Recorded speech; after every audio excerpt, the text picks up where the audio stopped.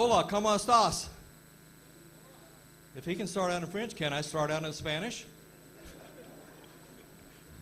How about Oseo, Cherokee Indian? Let me get down to Oklahoma English. Howdy, y'all. You okay? Yes, we're good. It is a blessing for me to be here. I love you. It is a blessing for me to be around you. Believe me, I get more out of this than you could ever get from me.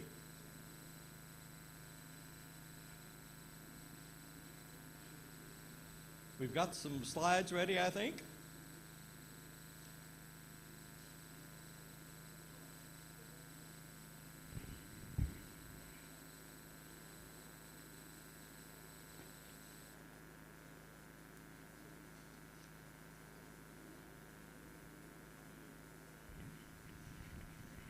All right. Maturing in the field, number 2. Proverbs 22:6. Train up a child in the way he should go, and when he is old, he will not depart from it. Now, why do I start out with maturing in the field with that? Because if we start out in the right place, we build on that as we mature. This proverb from King Solomon is God's given wisdom, and it has 2 elements. Someone who is to provide knowledge,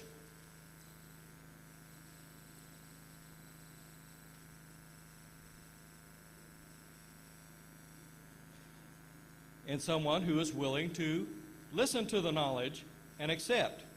A chronological child, one that's just born,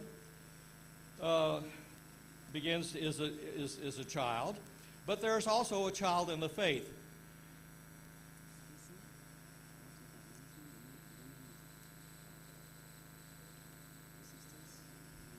Oh, hold on a second. Sorry, please. Beloved sisters, I think it's at the same time this lecture is going on, you should be having your own class, so we plead that you move to your class. Thank you very much.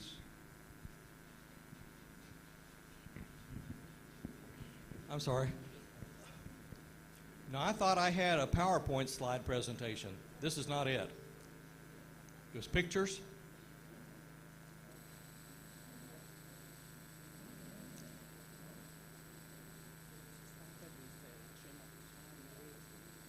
We had that one, but this is not the second one. The second one is a picture. Okay, we're working on that.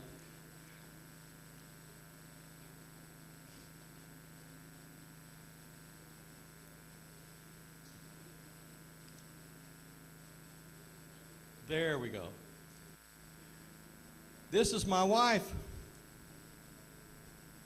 It is because she supports me that I am here. Do not think that this is me alone. I could not do it without her. I want you to know how wonderful she is to help me do this.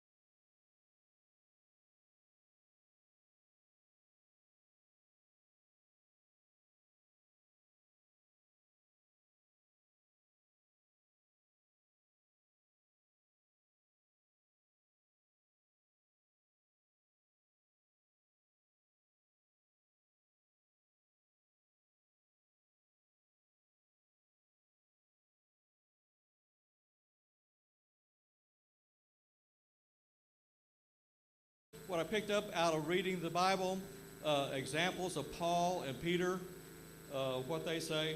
And so let's go on to slide number 4, the next one. There we go. I'm going to start out with one of my favorite subjects, because this is part of your maturity. You are able to do what you do because of this. In the beginning, God created the heavens and the earth. He created something out of nothing. There wasn't anything but God, Jesus, and the Holy Spirit. Then there was something. That's the creation.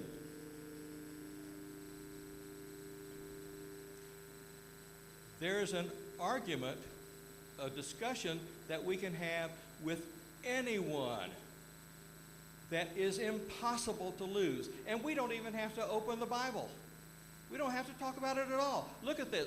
Go back to the previous slide. All right. This is a picture of a moth that I took. He was on the front door of my office. And I'm not sure how well you can see it. It's a little bit dim.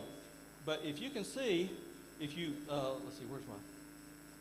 There it is. Okay. If you can see, there's the center line, front to back of the moth. And if you look at this design very carefully, it is symmetrical.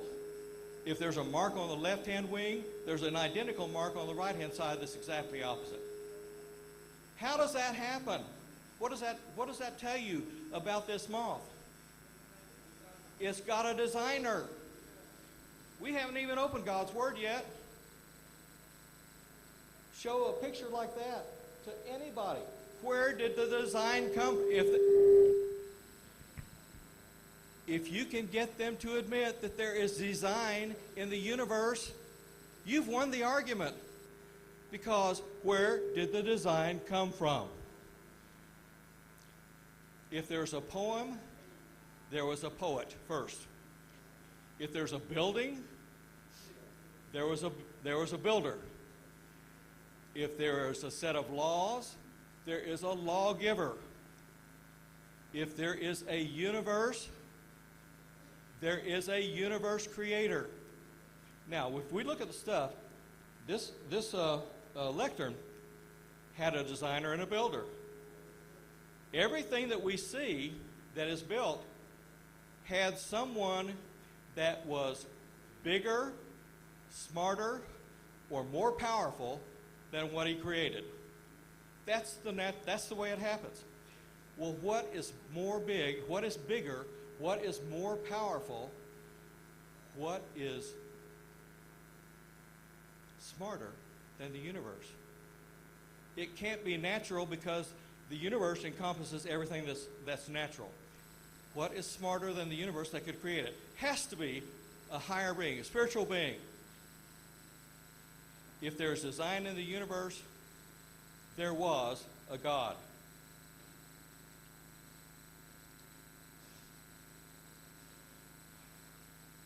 You can go to the next slide. You're not going to be able to see this. I wanted to show you, though. This is a picture I took over in western Arkansas. Mike, wherever Mike is, he's the chemist. The molecule for water, 2 parts hydrogen and 1 part oxygen. All right, if you're able to see up here, there are clouds. What are clouds made of? They're made up of water, H2O. This down here, there are pieces of there's grass. The grass is covered with ice. What is ice made out of? Water. It's frozen water. Now, if you could see, down here you'd see some sleet and some snow.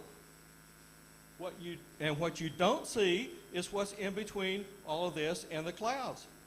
What is in between the ground and the clouds?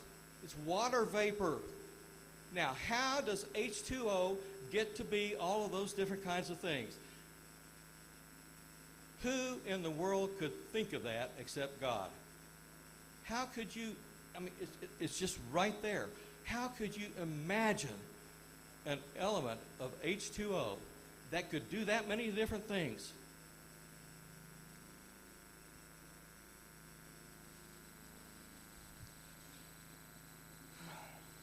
Okay, number 7.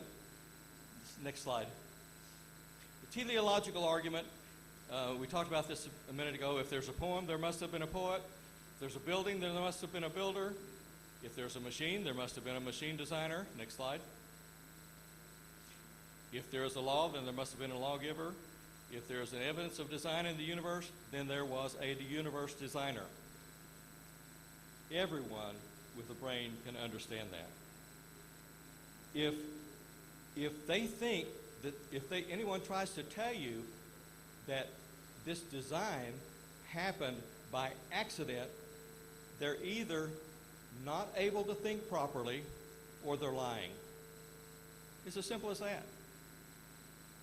It's an argument you cannot lose. Now, every example, every explanation of how the universe began violates one of two, or both, laws of thermodynamics. It's going to be a little bit technical for just a second. Thermodynamics. The first law of thermodynamics, matter or energy cannot be created or destroyed. This is matter. We can change the form, we can melt it, we can burn it, but it's going to still be elements. It's going to have carbon, it's going to have other things involved. We're not destroying or creating anything. It's still there, it's just in a different form. That's what the first law of thermodynamics is.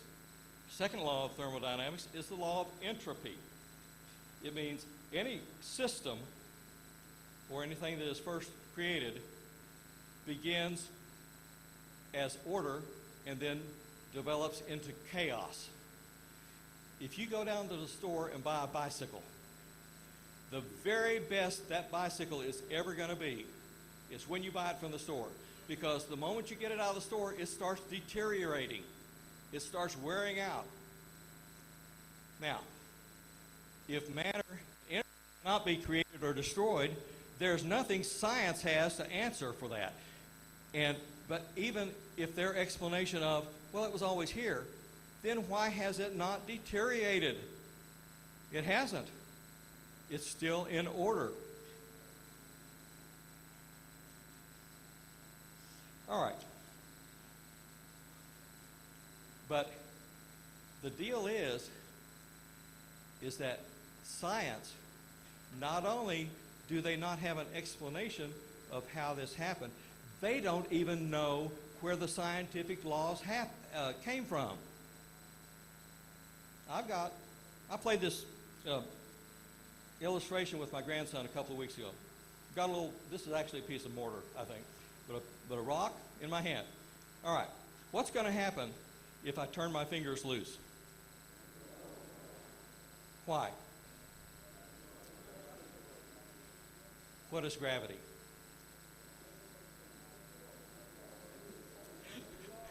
Gravity is a natural pull of any body, and everything has it. Why doesn't it go up? Why doesn't it go up instead of down?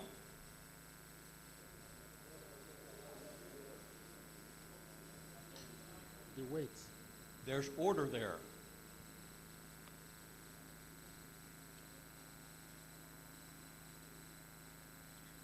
Well, anyway, I asked my grandson. He didn't have an explanation for where gravity came from either. Science doesn't have an explanation for where. They can explain it maybe a little bit of how it happens. Science tells us a lot of things about how things happen, but they can't tell us why. The why is God.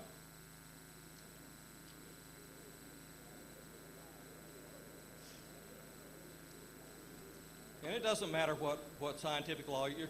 The Bernoulli principle helps airplanes fly.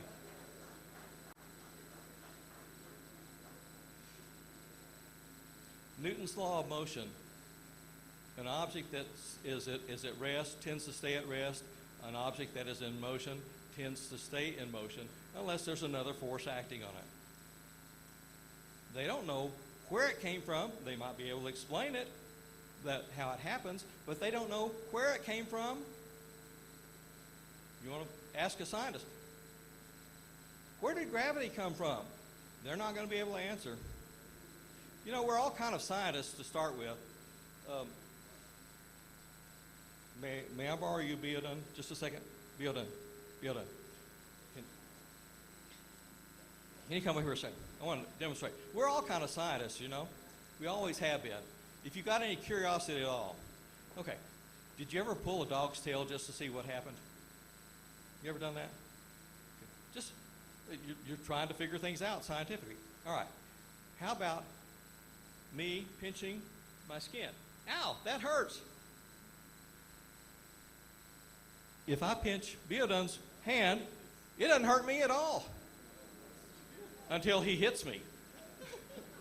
Thank you. All right.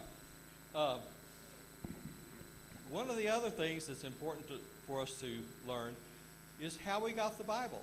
The Bible is a remarkable book. The Bible is totally amazing. The Old Testament was written over a period of about 1,000 years by many authors, of course. The New Testament was written over about 100 years, or 50 years, I'm sorry, again, by many authors. All of the individual 66 books are in harmony with each other. A book that's written by many, many authors over thousands of years. How can that be in harmony unless it's God-inspired? The Bible is a remarkable book. The Old Testament canon was largely intact by about the 1st century. The New Testament canon was about the end of the 100 years. Anyway, let's go to the next slide. A prophet is a person who speaks for God by divine inspiration. You know, I used to think that a prophet was somebody who foretells the future. No, that's not the biblical sense of a prophet. A prophet is somebody who speaks for God and teaches others. Okay, the reason we have the canon of the Bible, the 66 books, and not a bunch of other books. There were a lot of other gospels besides the 4 that we have. Why weren't they included? Is because the people at the time recognized that it was written by prophets or apostles. So you trust the judgment of the people that were there at the time. No other book has had such an extensive and lasting effect on man. And if we look at how we got the Bible over a number of years and years and years, and then how we got the Bible today, there are fewer, and they really amount to maybe a dot or something. There are fewer errors in that than those people that have translated the Iliad and the Odyssey, the great books. There are less errors in the Bible of what we have today than even common, and they're not a fraction of as long.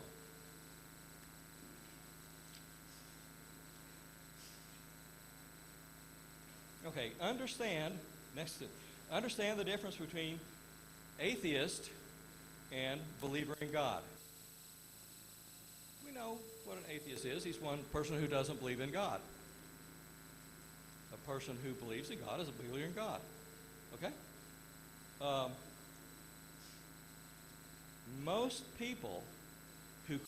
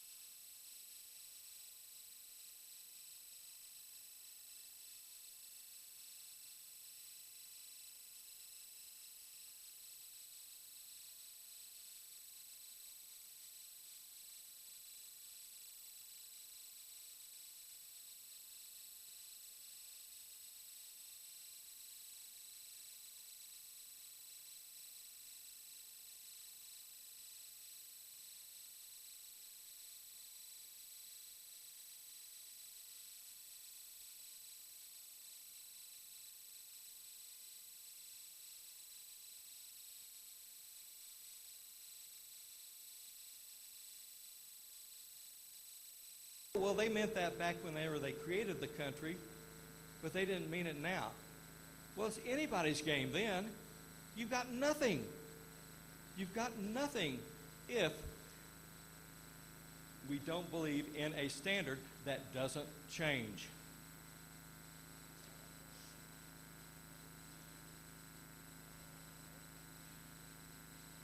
Yes, sir. If you are on WhatsApp and you are connected to the internet, go to the WBS, the official WhatsApp page we've created. The PowerPoint slides are there, so that if you are from behind, you can follow, doing something else. Thank you. All right, let's go to the next slide. If we're going to believe in God, we must accept God on His terms as He's presented in the Bible, not like we want to redefine Him.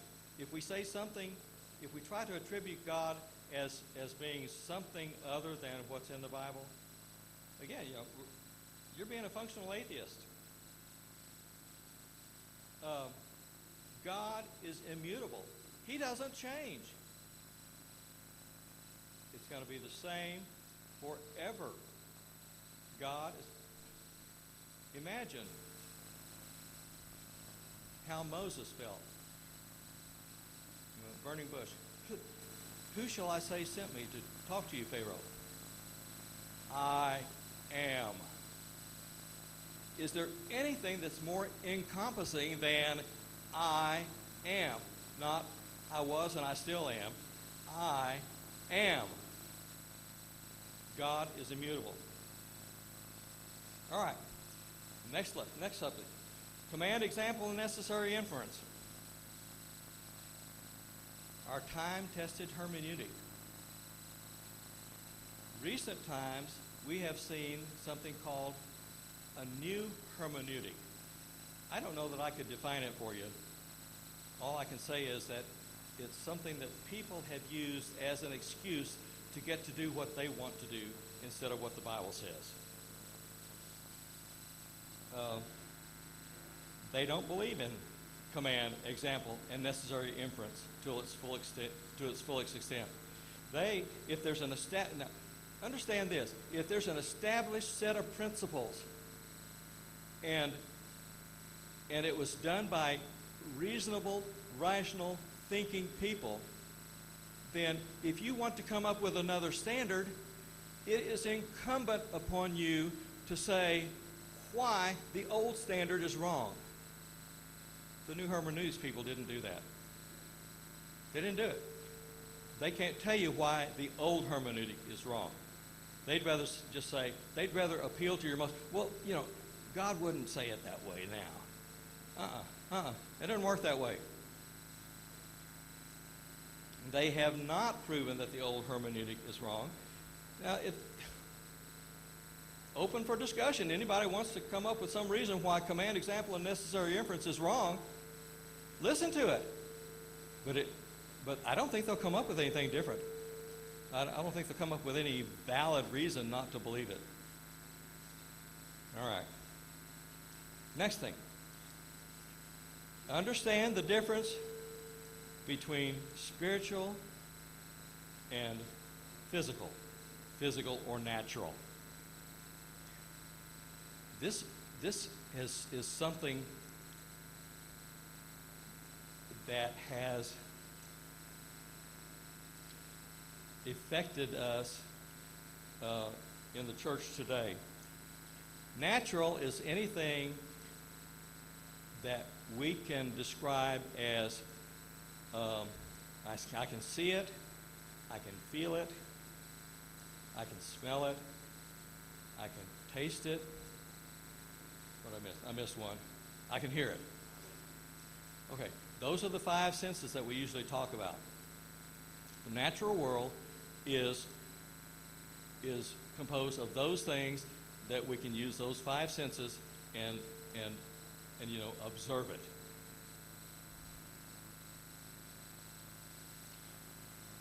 Natural is bound by certain laws. We've already talked about Newton's laws. We already talked about laws of thermodynamics and Bernoulli principle.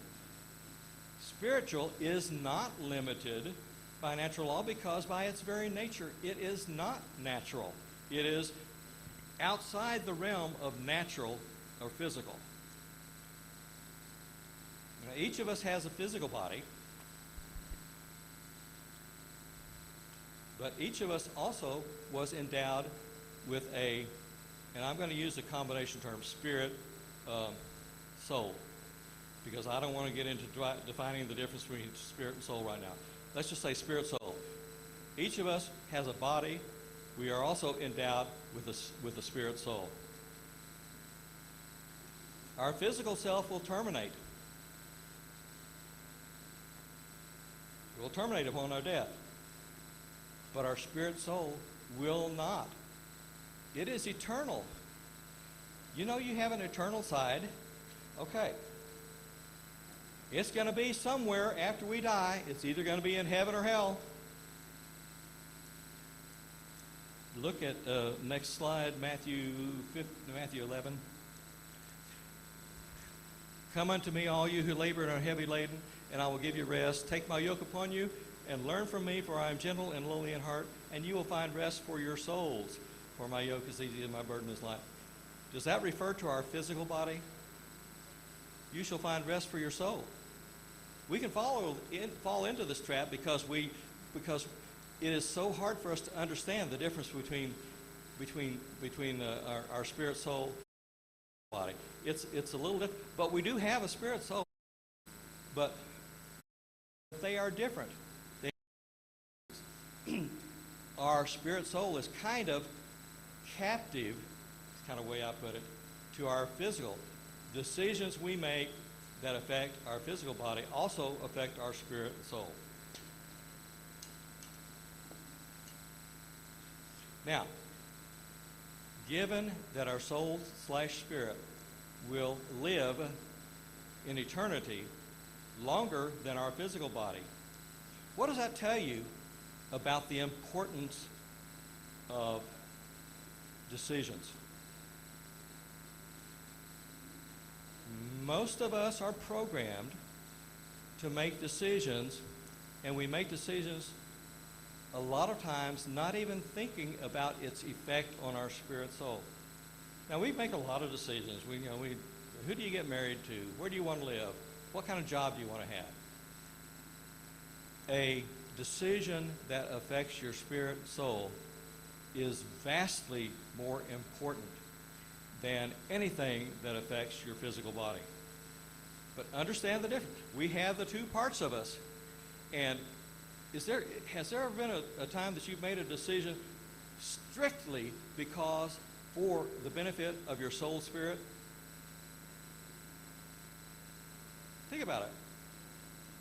Most of the time we say, well, we're going to get more income there, or it's going to be better for my family somewhere. Those are all affecting the physical. How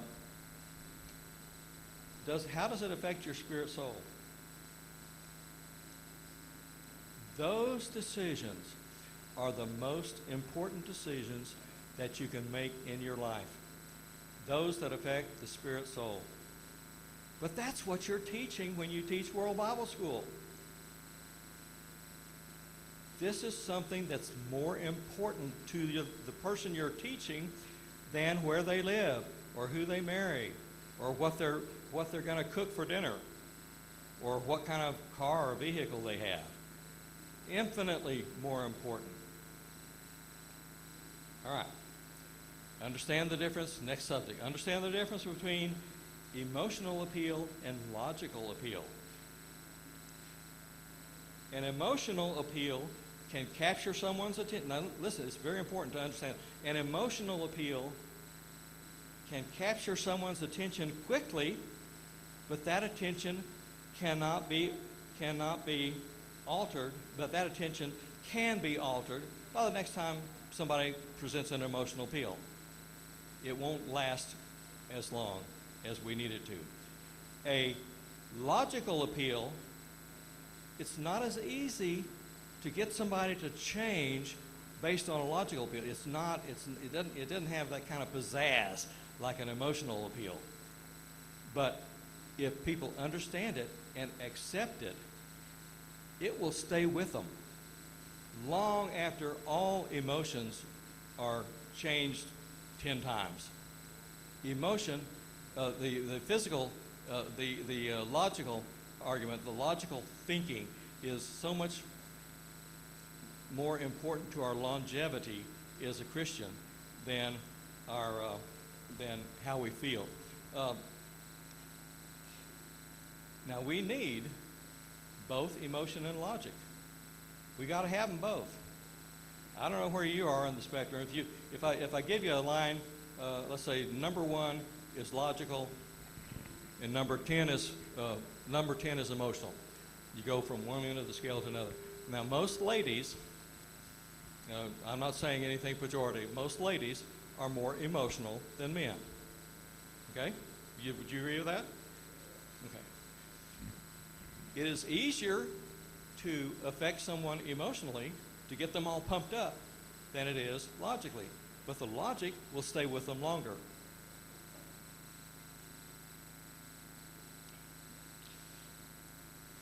Christianity is largely logical with some emotion attached to it.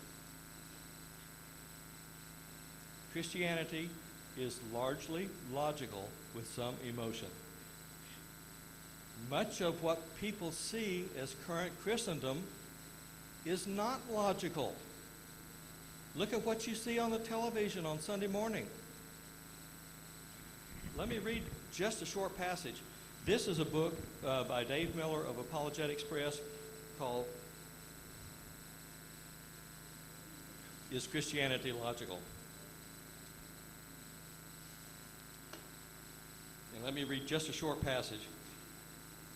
Even as pluralism has seized Western civilization by the throat, branding the pursuit of truth an irrelevant and impossible enterprise, so many well-meaning but incompetent practitioners of Christianity have thrown their hands up in exasperation, concluding that arriving at certainty is a hopeless endeavor. They have relegated the pursuit of doctrinal correctness to the dustbin of antiquity. In its place, they have substituted entertainment, like praise bands, hand waving, tongue speaking, mindless emotional stimulation, which they call Christian worship. Many churches have assumed the posture that truth is elusive, and no one should be judgmental of anyone else. No one should be so arrogant or dogmatic as to insist that a certain viewpoint is the only right one, they say. Atheists sit back and rightfully laugh because they see what's going on. They see the fallacy of emotion, and your Christianity is only as deep as your emotion. We do need emotion. We do need emotion. Look at, God expects us to think and reason. Let's go to the 2 slides down. 1 Thessalonians 5:21. Next one down. Okay. Test all things, hold fast to what's good. That's right in the Bible. Next slide. It's just Jesus speaking. If I do not do the works of my Father, do not believe me. But if I do, though you do not believe me, believe the works that you may know, and believe that the Father is in me and in him, and I in him. As Christians, we cannot check our brains at the door when we go to worship. You know, the Bible is full of, when they're talking Christianity, Jesus used logic. Peter used logic on the day of Pentecost. He taught a 4-point sermon. Paul used logic. In fact, a lot of the words that, let's continue on another slide. I'm trying to speed up here. Another one. Okay, words that you'll find in Paul's letters, or that describe what Paul was doing, they were confounded. He was proving. He reasoned with them. He explained. He demonstrated. He solemnly testified. Christianity is full of logic. They don't expect us to believe this stuff on emotion only. Okay, now look at the example of the conversion of the Ethiopian eunuch. Philip catches up with the chariot with the Ethiopian down on his way back home. He's reading Isaiah, and it's a prophecy about Jesus. Philip says, I'm paraphrasing this, of course. Philip said, do you know what you're reading? And the Ethiopian eunuch said, how can I believe? How can I understand it unless somebody teaches me? From that point, Philip started teaching him Jesus. Eventually, they came along to some water. Philip said, the Ethiopian said, what keeps me from being baptized? Here's water. And of course, Philip said, if you believe, you may. The Ethiopian said, I believe Jesus Christ is the Son of God. They both went down in the water. They came up out of the water. And then what happened? Philip was caught away. The Ethiopian went on his way rejoicing. Now, in that example of the Ethiopian's conversion, where did the emotion come in? It was after he came up out of the water of baptism. On the day of Pentecost. When did emotion come in? It's after Peter said, Jesus came on the earth, he was crucified, and you did it. He has ascended to heaven and sitting at the right hand of God. And when did the emotion come in there? After Peter preached his logical sermon, full of logic. They said, men and brethren, what must we do? They were pricked to their heart. Men and brethren, what must we do? That's when the emotion came in. A lot of people will tell you that they were saved because I felt a feeling come over me. Is that logical? Atheists are laughing at religious people that do that. We don't have to do that. We believe what we believe because it's logical, it's rational, and we do have emotional response to it. All of the apostles, all of the writings in the New Testament contain logic. Jesus contained logic. All right. Next thing. Next thing you need to do in your maturity. Read, reread, and understand Ecclesiastes. And why do I say that? I call Ecclesiastes, just my own personal name for it, the biggest spoiler of the whole Bible. Why? Because everything that we see those people around us are trying for. I hope my kid gets to be a professional sports player. I am trying for that job, the new promotion. I'm going to build a house. Solomon in Ecclesiastes already answered the question and says, okay, all these things that we've tried to do, because he did it. He had women, he had power, he had riches, he had everything that somebody could want. But then he said, well, what's it all worth? He said, all is vanity. Well, now vanity doesn't mean worthless. How do I know that? Because you'll look in Ecclesiastes and it has a scripture in there that says, enjoy life with the woman you love. It is a gift from God for all of your days. Just understand and put it in perspective. Understand that these things that we have, that we strive for on earth, they're okay, but they're not what's permanent. Because what happens in Ecclesiastes 12, verse 13? The end of the matter is this: fear God and keep his commandments, for this is the whole of man. This is what completes you. This is what's really in life with the woman you love. But it's all temporary. When you die, the building's going to go to somebody else. All your riches are going to go to somebody else. Whatever riches you have, it's all going to go somewhere else. And then what do you have? I hope that you're fearing God and keeping his commandments. because that's what's permanent. The second hardest thing I had a class with my dad that taught a class called Human Relations in the Industry. One of the things he taught is that the second hardest thing for a man to do is to do something good for somebody and not tell anyone else about it. You ever given something to somebody that they need and not tell anyone about it? It's hard to do. Let me explain to you what Jesus Christ did, because I asked in the class, what is the hardest thing for man to do? It's to do something good for someone, knowing that there are some people that will never know that you did it for them. What did Jesus do on the cross? Jesus died for the sins of all in the past, as he paid our debt, all the sins in the past, all the sins in the future, and he knew there will be some people who will never know it. A lot of people do. I mean, we're trying as much as we can to get everybody to know it. That's the hardest thing, according to the class. Okay. One more thing right now. As a Baptist minister in California had intentions of writing the book, and he did a pretty decent job, but he used a bunch of scriptures, and he just kind of pulled them out of context, and that's when I got tired of reading it. I read about a third of it.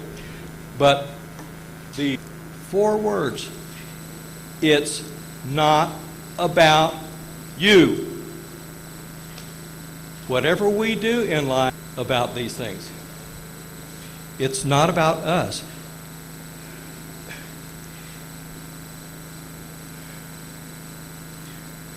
That applies to all sorts of things. It's not about you. It's not about you.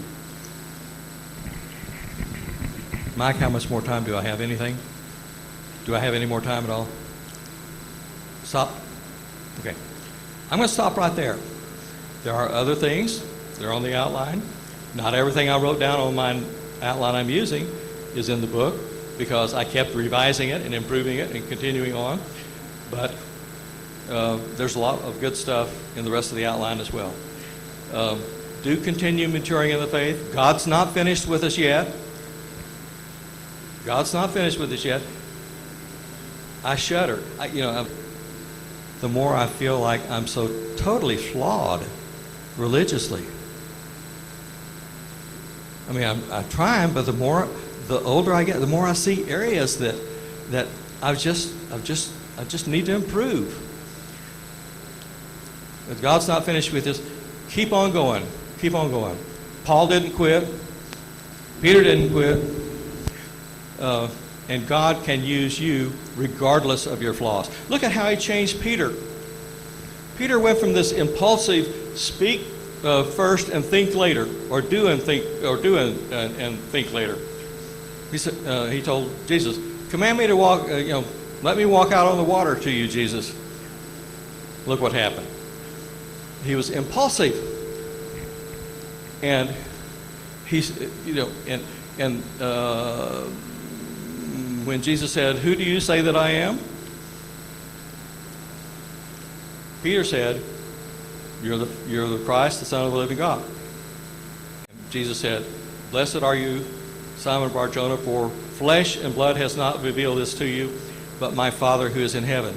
The very next paragraph in Matthew, what's happening? Peter says something. He says, no, it's not going to happen that way, Jesus. We can't let that happen to you.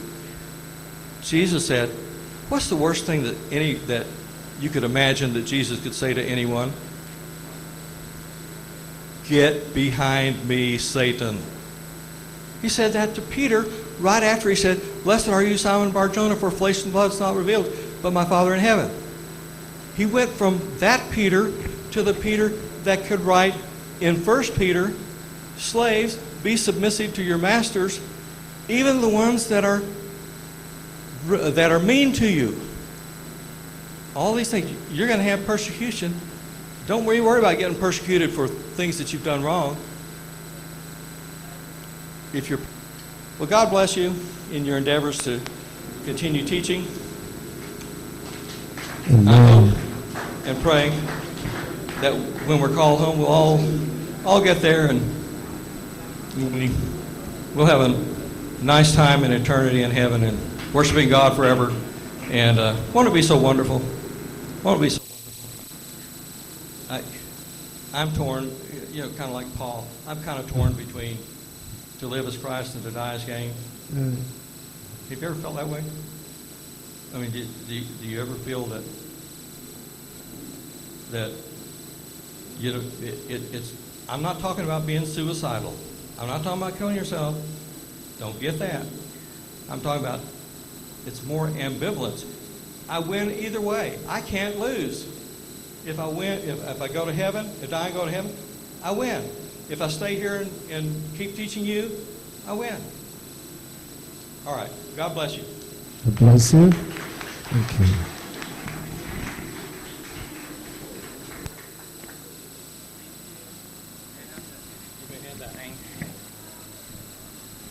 All right, let us appreciate him once again, brethren. All right, Royji, please come up.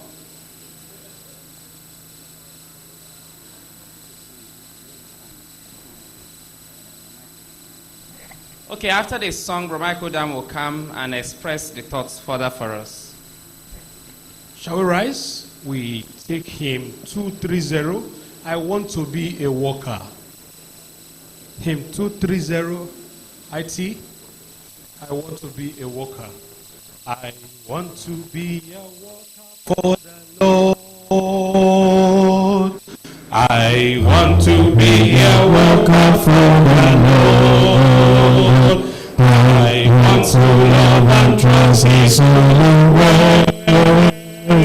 I want to sing and pray and be busy every day in the vineyard of God. Oh, I will walk and pray. I will walk and pray in the vineyard of the Lord.